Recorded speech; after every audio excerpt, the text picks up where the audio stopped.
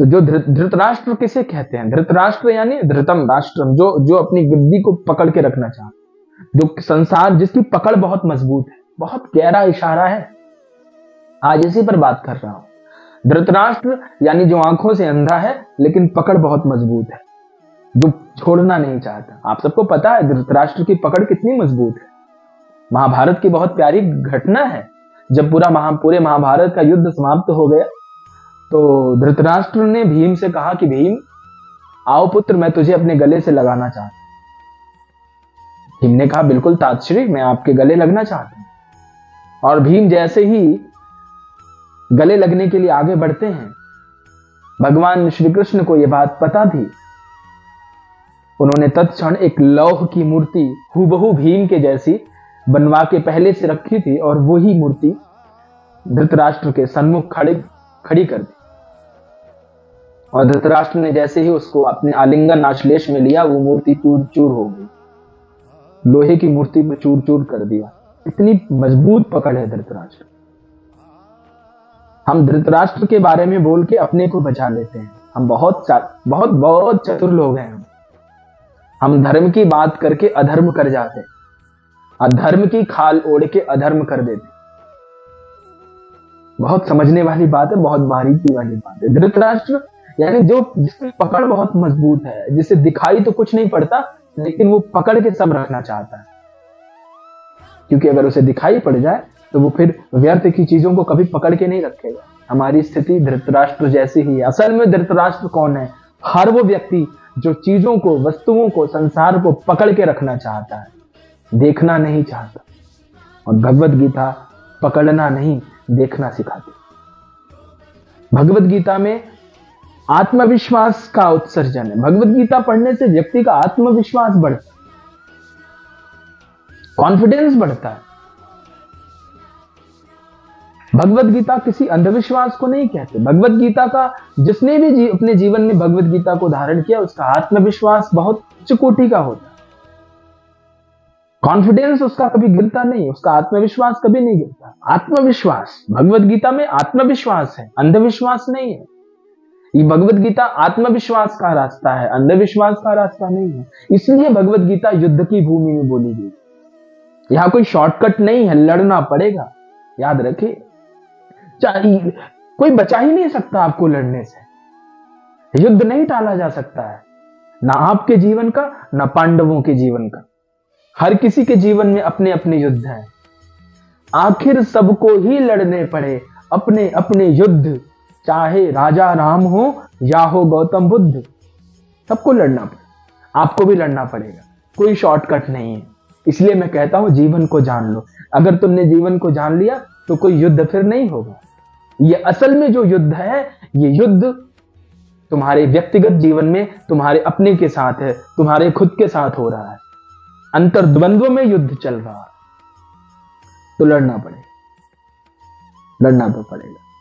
बच नहीं सकते, युद्ध नहीं टाला जा सकता। चाहे कितनी भी कोशिश कर लो, तुम्हें लड़ना पड़ेगा। दुखों से लड़ना पड़ेगा, सुखों से लड़ना पड़ेगा, विषयों से लड़ना पड़ेगा, आसक्ति से लड़ना पड़ेगा, मद से लड़ना पड़ेगा, मोह से लड़ना पड़ेगा, संसार से लड़ना पड़ेगा, अज्ञान से लड़ना पड़ेगा।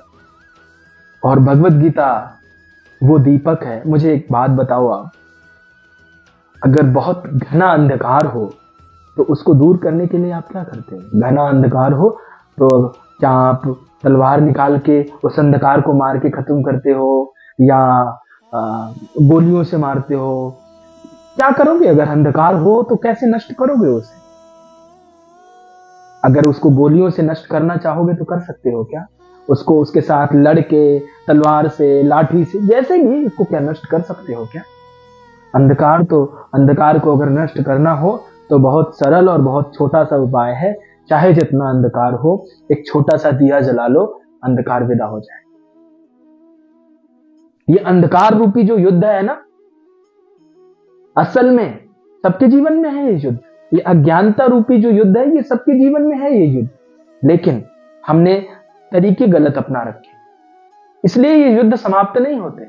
हमारे जीवन के जो युद्ध है इसलिए नहीं समाप्त होते, क्योंकि हमने जो हथकंडे अपना रखे हैं, हमने जो तरीके अपना रखे हैं, ये सब गलत तरीके हैं। इन तरीकों का कोई अर्थ नहीं है। ये हथकंडे गलत हैं। कोई शॉर्टकट तरीका अपना रहा है, कोई कुछ कर रहा है, कोई कुछ कर रहा है, कोई चमत्कार में, कोई कहीं कोई कहीं। अब सोचता है उसके जीवन की जो तकलीफें हैं, उसके जीवन की जो अज्ञानता है, उसके जीवन के जो दुख हैं वो समाप्त हो जाएंगे, और इसलिए वो अलग अलग तरीकों को अपना।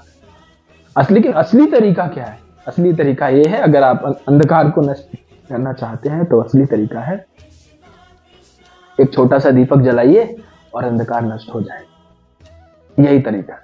और भगवत गीता वही दिया है जो अपनी आत्मा के अंधेरे में, अपने मन के अंधेरे में अगर आपने उस दिए को जला लिया तो आपकी आत्मा का आंगन बहुत प्रकाशित हो जाएगा, बहुत प्रकाशित।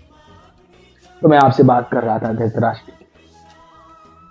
तो ये असल में जो धृतराष्ट्र है ये हम ही लोग, जो केवल वस्तुओं को पकड़ के रखना चाहते हैं। हम सबके जीवन में अंधकार है, धृतराष्ट्र के भी जीवन में अंधकार है।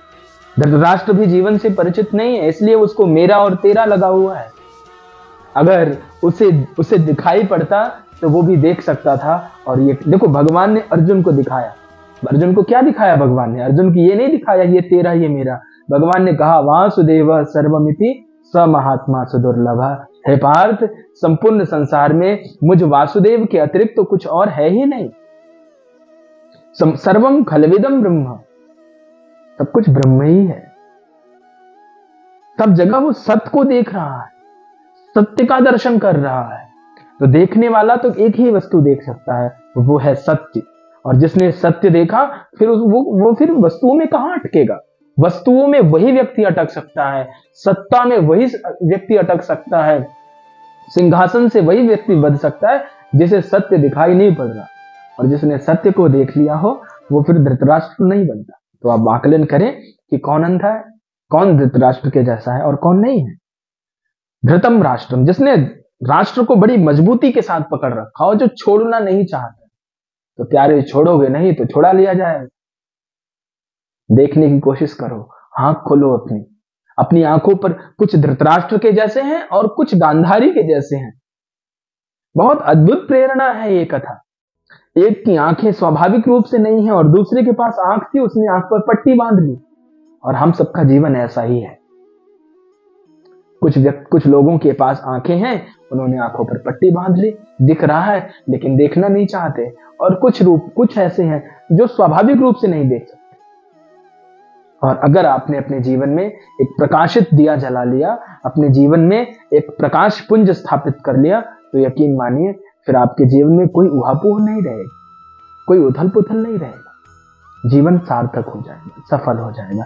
इसलिए यहां धृतराष्ट्र, अगर धृतराष्ट्र को दिख रहा होता तो ये धृतराष्ट्र संजय से ही ने कहता माम काहा पांडवाश्चैव, मेरे और पांडुपुत्रों ने क्या किया? कभी नहीं कहता। वो कहता युद्ध क्यों हो रहा, सब कुछ यहां पर किसी का कुछ भी परमानेंट नहीं। या वो जो भी कहता वो इसके पक्ष में नहीं होता। वो दुर्योधन के साथ कभी खड़ा नहीं है। वो कृष्णा की लाज जब दुशासन चीर खींच रहा होता तो उस समय उस सिंहासन की सभा में धृतराष्ट्र कभी नहीं बैठता। और अगर धृतराष्ट्र चाहता तो ये इतना बड़ा जो कलंक भारत के मस्तिष्क पर लगा वो कभी नहीं लगता, कभी नहीं लगता। जो द्रौपदी का वस्त्र हरण किया गया, ये कभी नहीं होता। तो ये इसलिए होता है क्योंकि हम देख नहीं चाहते। तो भगवत गीता को अपनी आंख बनाइए और अपने जीवन को सार्थक कीजिए। धीरे धीरे हम जीवन की तरफ बढ़ेंगे। आपसे आगे के श्लोकों पर कुछ अच्छी रोचक कथाओं को लेकर के आएंगे और आपसे चर्चा करेंगे। आज के लिए सिर्फ इतना ही। पहला श्लोक, इसका चिंतन करिएगा, मनन करिएगा। और अगर कुछ पूछना हो, कोई जिज्ञासा हो तो नीचे हमारे कमेंट बॉक्स में आप वो मैसेज डाल दीजिएगा। जैसे भी हमें समय मिलेगा, जैसे भी हम उचित समझेंगे, हम आपके जितने भी प्रश्न होंगी, जितनी भी जिज्ञासाएं होंगी, उसका समाधान करेंगे। जो भी ठाकुर जी करवाएंगे, हम कुछ नहीं कर सकते। असल में हम वो ढोल हैं जिसको बजाने वाला कोई और है। जैसे ढोल होती है ना, तबला होता है, ढोल होती है, या कोई भी म्यूजिक का जो भी इंस्ट्रूमेंट है, बांसुरी है, अगर वो रखी है तो उसकी कोई वैल्यू नहीं है। लेकिन जब कोई बजाने वाला उसे अच्छा मिल जाता है उसको प्ले करने वाला अच्छा मिल जाता है, वो बहुत अच्छी अच्छी संगीत के सुरीली सुरीली ध्वनियों को निकाल सकता है। ऐसे ही ये जो शरीर है ये उसी म्यूजिक इंस्ट्रूमेंट के जैसा है, बजाने वाले, ध्वनि निकालने वाले, करने वाले, कराने वाले सब हमारे राधा रमन जी हैं, सब बांके बिहारी हैं, सब ठाकुर जी हैं। तो जैसे जैसे वो भाव देंगे आपके सन्मुख वो प्रस्तुत होता जाएगा। आज के लिए इतना ही। धर्म की जय हो। राधे राधे।